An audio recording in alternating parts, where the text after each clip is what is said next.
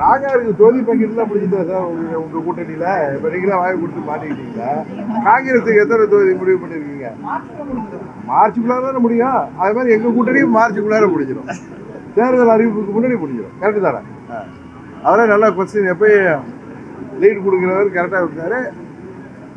தேர்தல் அறிவிப்புக்கு முன்னாடி எங்களது நிலைப்பாடு என்ன என்பதை உறுதியாக தெரிவித்துள்ளோம்.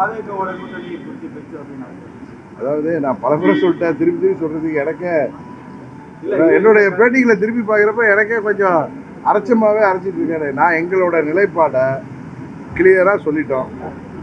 ஆனால் நீங்கள் என்ன பண்ணுறீங்க, அவர்ன்றீங்க கொஞ்சம் மைல்டாக அப்படி போகிறாரு. எப்படியும் போல உங்கள் பார்வையில் தான் மாற்றம் இருக்குது. அதுக்கு காரணம் என்னன்னு எனக்கு தெரியும். இப்போ அவர் கரெக்டாக கேட்டார், உங்கள் கூட்டணியை பற்றி செய்தி சொல்லுங்கன்னு. நம்ம தம்பி சன் டிவி கேட்டார், மார்ச்சுக்குள்ளார எங்கள் கூட்டணி முடிவு வந்துருங்க. இத்தனை நாள் 10 வருஷமாக கொள்கை கூட்டணியாக இருக்கிற திமுக கூட்டணியிலேயே போன தேர்தல் வரைக்கும் ஒன்றா இருந்தவங்க இன்றைக்கி வரைக்கும் போராட்டம் நடத்திட்டு இருக்கோம். அதனால் எங்கள் கூட்டணி கடைசி நேரத்தில் முடிவானா தப்பு இல்லைன்னு ஒரு ஊடகத்தன்பர் சொன்னார். அப்படி இல்லை, கூட்டணிங்கிறது தேர்தலுக்கு முன்னாடி அமைவது தான்.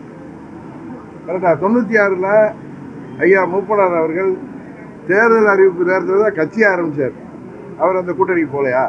அதே மாதிரி எங்கள் கூட்டணி என்ன என்பதை உறுதியாக உங்களுக்கு நாங்கள் தெரிவிப்போம். எந்த முடிவும் இன்னும் எடுக்கவில்லை. தாவேகாவுடன் கூட்டணி என்ற பேச்சுவார்த்தை வெளியே வந்ததுக்கு அப்புறமேலே சமூக வலைதளங்கள்ல அம்மா மக்கள் முன்னேற்ற கழக நிர்வாகிகள் தொண்டர்கள்லாம் விஜய்க்கு ஆதரவான அந்த கருத்துக்களை தெரிவிக்கிறாங்க. தொண்டர்கள் வழியில அமமுக எங்களுடைய தொண்டர்கள் விருப்பத்தை எல்லாம் உணர்ந்து தான் நாங்கள் எல்லா முடிவும் எடுப்போம். ஏன்னா எங்களை வழிநடத்துவதே எங்கள் தொண்டர்கள் தான். இத்தனை சோதனைகளுக்கு அப்புறமும் இன்னைக்கு நீங்கள்லாம் எங்களை அமமுக கேள்வி கேட்குறீங்கன்னா அதற்கு காரணம் இந்த தேர்தலில் அம்மா மக்கள் முன்னேற்ற கழகத்தின் இயற்கையாக அம்மா மக்கள் முன்னேற்ற கழகம் எடுக்கின்ற நிலைப்பாடு தான் வெற்றியாக இருக்கும், வெற்றி கூட்டணி அமைக்குங்கிறது எல்லாருக்கும் தெரியும். அதை கூட சில பேர் தொலைக்காட்சிகளில் ஊடகத்தில், நீங்கள் உங்களை சொல்ல ஊடகத்தில் நிகழ்ச்சி நடத்துகிறவங்க அதை கூட நக்கல் பண்ணுறாங்க. அவங்களுக்கு நக்கல் பண்ணுறதுக்கு அவங்க சம்பளம் கொடுக்குறாங்க, அதை தாண்டி யாரோ ஏதோ கொடுக்குறாங்க. பட் நாங்கள் ரோட்டில் நின்று கட்சி நடத்தி கொண்டு இருக்கிற இந்த கட்சி அடுத்த கட்டத்துக்கு கொண்டு செல்கிற கடமை எங்கள் தொண்டர்களுக்கு எங்களுக்கு இருக்குது. நீங்கள் சொல்கிற தொண்டர்கள் சோசியல் மீடியாவில் இருக்கிறவங்கிறது ஒரு பர்சன்டேஜ் தான். ஒட்டுமொத்த தொண்டர்கள் மனநிலையை எங்கள் நிர்வாகிகள் மூலம் நான் தெரிந்து கொண்டு இந்த தேர்தல் என்பது எங்களுக்கு வெற்றியை தருகின்ற கூட்டணியாக நாங்கள் அமைப்போம். தமிழ்நாட்டில் பல்வேறு அரசியல் கட்சிகள் இருக்கு. அமமுகவோடு ஒத்த கருத்துள்ள அரசியல் கட்சிகள் நீங்க எதெல்லாம் பாக்குறீங்க? இன்னொருத்தர் யாரும் பேசுனாங்களா? அது மாதிரி இதே திருச்சியில் நான் இருக்கிறப்பதான் ஒரு கேள்வி வந்துச்சு, காலம் அதற்கெல்லாம் பதில் சொல்லும் என்று அந்த தம்பியிடம் சொல்லுங்க. கரெக்டா? நீங்க கேட்ட கேள்வி எதுன்னு தெரியுது எனக்கு. காலம் அதற்கெல்லாம் பதில் சொல்லும். அவங்க சொன்ன பதிலே தான் நான் திருப்பி கொடுக்குறேன்.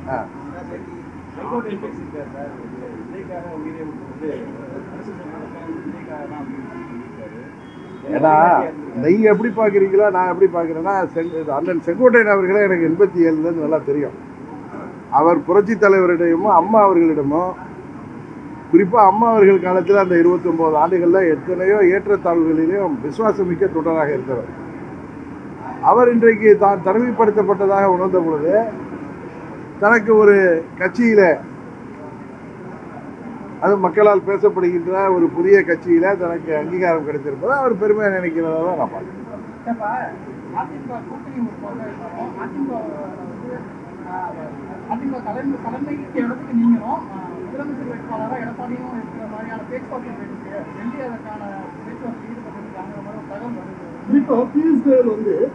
இபிஎஸ், ஓபிஎஸ், டிடிவி எல்லாம் ஒரே அணியாக வர வேண்டும் அப்படிங்கிற கருத்தையை முன்வச்சிருக்காரு. எனக்கு நீங்க சொல்லிதான் அந்த தகவல் தான். நான் வதந்திகள் தகவல்கள் அடிப்படையில் நான் எதையும் ஊர்ஜிதப்படுத்தாம எதுக்கும் பதில் சொல்ல மாட்டேன், எதையும் எடுத்துக்க மாட்டேன். எனக்கு அது நீங்க சொல்றது தான். அந்த தகவலுக்கெல்லாம் நான் பதில் சொல்ல விரும்பவில்லை. அதிமுக கட்சியில ஒவ்வொருத்தவங்க கட்சி ஒன்றிணையணும் எல்லாம் ஒன்று சேர்ந்ததுதான் ஒரு நிலைப்பாடு இருக்கும்போது இப்போ அதிகமாக கட்சியிலிருந்து தொண்டர்கள் நீக்கப்பட்டிருக்காங்க. அது செய்தியாக வந்துட்டு இருக்கு. விநாச காலே விபரீத புத்திம்பாங்க. அது சில பேருக்கு அது போல நடவடிக்கை ஏற்பட்டாங்கன்னா அது அவர்களுடைய வீழ்ச்சியை தான் கொடுக்கும், எந்த கட்சியாக இருந்தாலும். இந்த தொடக்க நிலையில ஒருங்கிணைந்த அதிமுகங்கிற விஷயத்தை நீங்க தான் வலியுறுத்திட்டே இருக்கீங்க. இன்னைக்கு அந்த பியூஷ் கோயல் வலியுறுத்தாரு, இதை எப்படி பாக்குறீங்க? நான் சொல்றதுங்க சுயநலத்தில் சொல்லலை. ஒரு அம்மாவின் தொண்டனாக எங்களுக்கு அநீதி இழைக்கப்பட்டிருந்தாலும் நாங்கள் எந்த தவறும் செய்யாத போதே எங்கள் மீது நடவடிக்கை எடுக்கப்பட்டிருந்தாலும் ஒரு அம்மாவின் தொண்டனாக ஒரு கருத்தை நான் சொல்வது, அம்மாவின் தொண்டர்கள் அனைவரும் ஓர் அணியில் இணைந்தால்தான் வெற்றி என்பது சாத்தியமாகும் அப்படின்றது என்னுடைய தனிப்பட்ட கருத்து. இதை நான் இன்னைக்கு சொன்ன உடனே தொலைக்காட்சியில் தினகரன் மெலோடவுன் ஆயிட்டாரு, மைல்டு ஆயிட்டாரு அப்படி இல்லை. நீங்கள் கேள்வி கேட்டீங்க, அதுக்கு நான் பதில் சொன்னேன். என்னுடைய நீண்ட நாள் கருத்து அதுதான். அதுபோல் என்னுடைய நிலைப்பாடு என்ன என்பதை 3 மாதங்களில் நான் உங்களுக்கு கிளியராக பட்டி தொட்டியெல்லாம் தெரிகிற மாதிரி சொல்லிட்டேன். அதனால் திரும்ப அதே நீங்கள் கேட்டு நான் பதில் சொல்கிறது ஏதோ நான் மெலோடவுன் ஆகிட்டேனோ, நான் வேறு ஏதோ அழுத்தத்திற்கு அடிபடுகிறேனோ, இல்லை நான் மனமாற்றம் ஏற்பட்டனோங்கிறது கிடையாது. எங்களை யாரும் அழுத்தம் கொடுக்கவும் இல்லை. ஒருத்தர்களை அழுத்தம் கொடுத்து ஒரு தலைவரை வேண்டுமானால் வழிக்கு கொண்டு வர முடியும். ஆனால் தொண்டர்கள் கேட்பார்களா? எங்கள் ஓட் பேங்க், எங்களுக்காக உள்ள ஓட் பேங்க் அதெல்லாம் மதிப்பாங்களா? அதனால் எந்த ஒரு அரசியல் அனுபவம் உள்ள எந்த ஒரு கட்சியும் அவர்கள் எவ்வளவு தான் அவர்களுக்கு சக்தி இருந்தாலும் அந்த செயலை செய்ய மாட்டார்கள். யாரிடமும் அன்போட மரியாதையோடு அணுகிதான் அவர்கள் தங்கள் கூட்டணிக்கு வர வேண்டும் என்பது எந்த ஒரு கட்சியும் செய்யும். அது பெரிய பவர்ஃபுல் கட்சியாக இருந்தாலும் சரி, ஒன்றும் இல்லாத சாதாரண புதிய கட்சியாக இருந்தாலும். அதனால நீங்கள் யூகங்களுக்கும் வர்ற தகவல்கள் எல்லாம் வச்சுக்கிட்டு நீங்கள் செய்திகளை சொன்னால் அதெல்லாம் எனக்கு பதில் தெரியாது.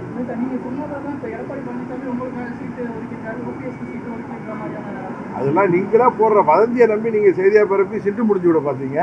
அதை நான் அந்த வதந்தி வருவதுக்கு முன்பே நான் உங்கள்கிட்ட சொன்னேன், பொதுவெளியில் சொன்னேன். இந்த மாதிரி வதந்திகள்லாம் சில பேர் கிளப்புறாங்க, அதை விதைக்கின்ற அந்த கிருஷ்ணமூர்த்தி யார் என்பது தெரியும். அந்த கிருஷ்ணமூர்த்தியோட கைத்தடிகள் இதை விதைக்கிறார்கள். அதில் தயவு செய்து எங்கள் தொண்டர்களும் ஊடகங்களும் அதில் பலியாகாதீங்கன்னு சொன்னேன்.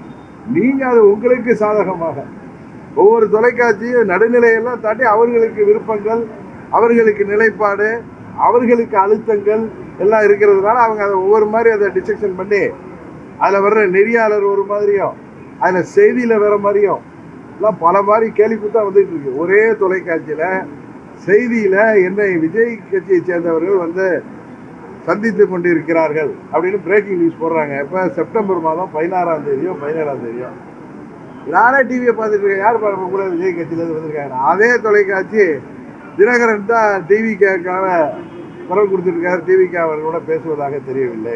இப்பொழுது அதுக்கு இப்போ பதில், இப்பொழுதுதான் செங்கோட்டை பேசுகிறாரு. நீங்கள் என்ன சொன்னாலும் எங்களோட யார் பேசுகிறாங்க, எந்தெந்த கட்சி, நான் இன்னைக்கு ஒன்றியும் நான் ஃபைனலாக சொல்கிறேன். இதுக்கு மேலே திருச்சியில் சொல்ல மாட்டேன். கூட்டணிக்கு தலைமை தாங்குகின்ற கட்சிகளும் கூட்டணிக்கு உருவாக்க விரும்புகின்ற கட்சிகளும் அம்மா மக்கள் முன்னேற்ற கழகத்தை அணுகி நாங்கள் அவர்கள் கூட்டணிக்கு வர வேண்டும் என்பதை இப்பொழுது நேற்றல்ல 5-6 மாதங்களாக நான் என்டிஏ கூட்டணியில் இருந்த காலத்திலேயே சில கட்சிகளும் என்டிஏ விட்டு வெளியேறிய பிறகு கூட்டணிக்கு தலைமை தாங்குகின்ற கட்சிகள் என்னை அணுகி எங்கள் கட்சி அவர்கள் கூட்டணிக்கு வர வேண்டும் என்று எங்களோடு பேசுவது உண்மை. ஆனால் நாங்கள் எந்த முடிவும் எடுக்கல. இத்தனை சீட்டு கொடுத்தா அந்த கூட்டணிக்கு அப்படிங்கிற மாதிரி முடிவும் நாங்கள் எடுக்கல. இன்னும் டைம் இருக்கு, என்ன நாட்டு நடப்பெல்லாம் பார்ப்போம். வலுவாக இருக்கின்றதாக சொல்லப்படுகிற திமுக கூட்டணியில் என்ன நடக்குது, அங்கே காங்கிரஸ் கட்சி என்ன நிலைமையில் இருக்கு, அதுக்கு என்ன சீட்டு ஒதுக்கி முடிச்சிட்டாங்களா, விசிகேவுக்கு சீட்டு ஒதுக்கப்பட்டிருக்குதா, மதிமுகவிற்கு சீட்டு ஒதுக்கப்பட்டு அறிவிக்கப்பட்டிருக்கா, கம்யூனிஸ்டுகளுக்கு அறிவிக்கப்பட்டிருக்கிறதா என்பதையெல்லாம் நீங்கள் கரெக்டாக சொன்ன மாதிரி அவர்கள் எல்லாம் சொன்னதுக்கப்புறம் அதற்கப்புறம் நான் ஒரு கூட்டணிக்கு போகிறத பற்றி சொல்லுவது அதையும் நீ கனெக்ட் பண்ணிடல. எங்களுக்கு அந்த கால அவகாசம் இருக்குது, கால அவகாசத்துக்காக சொல்கிறேன். அதனால் நீங்கள் எங்களை அர்ச் பண்ணுறதுனாலையோ அவசரப்படுத்துறதுனாலையோ நான் எதுவும் சொல்ல முடியாது. ஏன்னா நான் இன்னும் முடிவு எடுக்கிறது. எங்கள் நிர்வாகிகளோட நான் இன்னும் பேச்சுவார்த்தை நடத்த வேண்டிய கட்டங்கள்லாம் இன்னும் இனிமேதான் வரும்.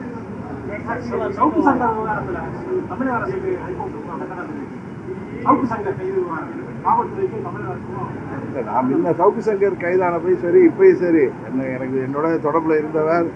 ஆனால் அவர் ஒரு அது என்ன சொல்றது, யூடியூபருங்கிற பேர்ல யாரு மேல வேணாலும் எந்த அவதூறையும் பரப்புகிறார். உங்களுக்கு சுதந்திரம் இருக்குங்கிறதுக்காக நீங்க எதை வேணாலும் பண்றீங்க அப்படிங்கிறது அது தவறு. அவருடைய சுதந்திரத்தை இப்போ நம்ம சுதந்திரம் இருக்குங்கிறத சிக்னல்ல ரெட் இருக்க போகக்கூடாது.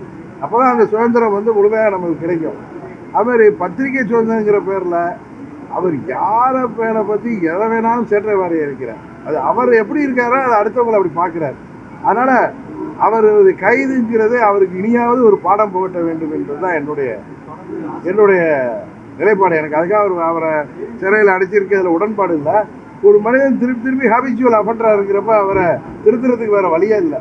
ஏன்னா நான் ஒரு விஷயத்தில் அரசாங்கம் சரியாக செயல்படுதுன்னு சொன்னால், செந்தில் பாலாஜி வந்து எனக்கு அவரை தெரிந்த வரை அவர் அப்படிலாம் கொடூரமானவர் இல்லைன்னு சொன்னால், செந்தில் பாலாஜி கிட்ட அவர் பெட்டி வாங்குறாரு. இந்த பெட்டி அதான் சொல்லுவாங்க, நம்மள தான் திருட பெருத்தையாரை நம்ப மாட்டார். பெட்டி வாங்குகிற பழக்கம் உள்ளவர்கள் அடுத்தவர்களை பெட்டி வாங்குன்னு சொல்லுவாங்க. அதுமாதிரி ரொம்ப சீப்பாக அவங்க பப்ளிசிட்டி பண்ணுறவங்களுக்கு ஏதாவது ஒரு காலகட்டத்தில் ஏதாவது ஒரு இருக்க வரலைன்னா அவங்க திருத்த மாட்டாங்க. அது திருந்துவதற்கு இது ஒரு நல்ல ஒரு வாய்ப்பாக இருக்குன்னு இந்தியா முழுவதுமே வந்து கிறிஸ்துமஸ்க்கு முன்னாடி வந்து கிறிஸ்தவர்கள் தாக்கப்படுறாங்க. தங்கூர் தாக்கிடுறாங்க. தமிழ்நாட்டில் வந்து பாஜக காரணம் இதே நிலைமை தான் தமிழ்நாடு இல்லை, எங்கேயோ ஒரு இடத்துல தாக்குதல் நடந்திருக்குங்கிறதுக்காக இந்தியா முழுவதும் என்ன எல்லா ஊர்லேயும் தாக்குறாங்கன்னு சொல்வது தவறு. இப்போ தமிழ்நாட்டில் கூட தான் நேற்று ஊடகத்தில் பார்த்த ஒரு மூத்த பத்திரிகையாளர் வருத்தப்பட்டார். கொரோனா நேரத்தில் செவிலியர்களை தெய்வங்களாக நம்ம வணங்கணும். இன்றைக்கு அவர்கள் வந்து தங்களுக்கு தேர்தல் வாக்குறுதியில் சொன்னதை நிறைவேற்ற சொல்லி போராடினா அதை எந்த ஊடகமும் கண்டுக்கல. அவர்கள் சார்பாக ஒரு கட்டுரையோ இல்லை ஒரு டிபேட்டோ நடக்கலை அப்படிங்கிற அளவுக்கு தான் இன்றைக்கி தமிழ்நாடு இருக்குது. அதனால் நான் சொல்ல வந்தது, எங்கேயும் எந்த மதத்தினரையும் யார் தாக்கினாலும் அதை அந்த அரசாங்கங்கள், மாநில அரசாங்கங்கள், மத்திய அரசாங்கங்கள் அவர்கள் மீது கடுமையாக நடவடிக்கை எடுக்க வேண்டும். இது போன்ற காட்டுப்பிராண்டித்தனமான தாக்குதல்கள் நடக்க விடாமல் பார்த்து கொள்ள வேண்டியது அரசாங்கத்தின் கடமை. 100 நாள் வேலை உறுதி திட்டத்துக்கு ஆபத்து வந்திருக்குன்னு சொல்லி தொடர் போராட்டங்கள்லாம் கருத்து இதை நீங்க எப்படி பாருங்க? அதுல பெயரை மகாத்மா காந்தி பெயரை மாற்றியது எல்லோருக்கும் அதை மாற்றிருக்க கூடாது என்பது என்னுடைய கருத்து. அதை மறுசீலனை செய்ய வேண்டும் மத்திய அரசு. 100 நாளை 125 நாளா ஆகி இருக்கிறது வரவேற்கத்தக்கது. அதே நேரத்தில் கடுமையான நிதி நெருக்கடியில் மாநில அரசுலாம் தள்ளாடுறப்ப 40% அதில் பங்களிப்பு தமிழ்நாடு அரசாங்கமோ இல்லை மாநில அரசாங்கம் ஏற்றுக்கொள்ள வேண்டும் என்று சொல்வதையும் அவர்கள் மாற்ற வேண்டும். மற்றபடி 125 நாட்கள் அந்த வேலைவாய்ப்பை உருவாக்கி இருப்பது வரவேற்கத்தக்கது.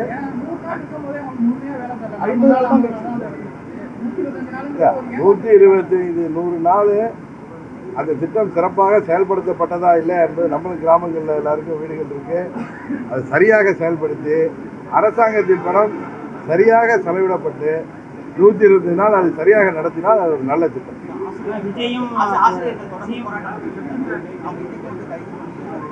அதான் சொல்றேன், பகுதி நேர ஆசிரியர்களாக இருக்கட்டும், அரசு ஊழியர்கள், செவிலியர்கள், மருத்துவர்கள், மாற்றுத்திறனாளிகள் என தொடர்ந்து அவர்களுக்கு தேர்தல் வாக்குறுதிகளை சொன்ன நிறைவேற்றாமல் இந்த அரசாங்கம் இப்படி அவர்களை கைது செய்வது உண்மையே இந்த அரசாங்கம் மக்களின் மதிப்பை இழந்து வருவதைத்தான் காட்டுகிறது.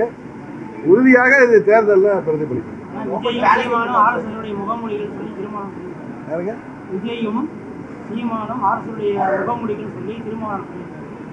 அவரை தான் யாரும் சொல்லியிருக்காங்களா, இவர் யாருடைய குழந்தைகளான்னு கேட்டிருக்காங்களா? அதெல்லாம் நம்ம போய் அதெல்லாம் பேசிட்டு இருக்கோம். அது சம்மந்தப்பட்டவர்கள் போய் சொல்லிடுவாங்க.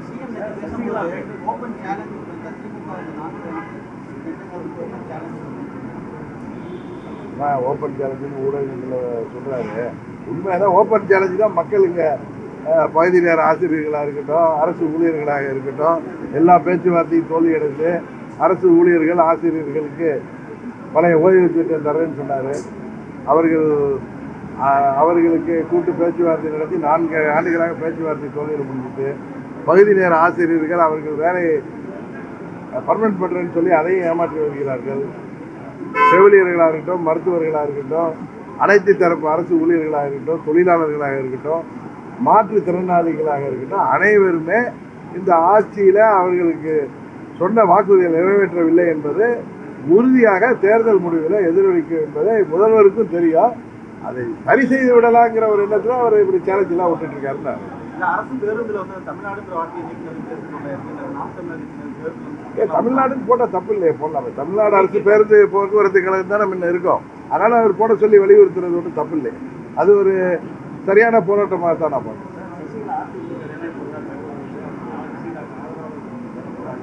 எனக்கு தெரியல, வர்ற தகவலுக்குலாம் எனக்கு பதில் தெரியல. அது மாதிரி இருந்தால் அவங்க என்கிட்ட சொல்லுவாங்க, அப்போ நான் சொல்கிறேன்.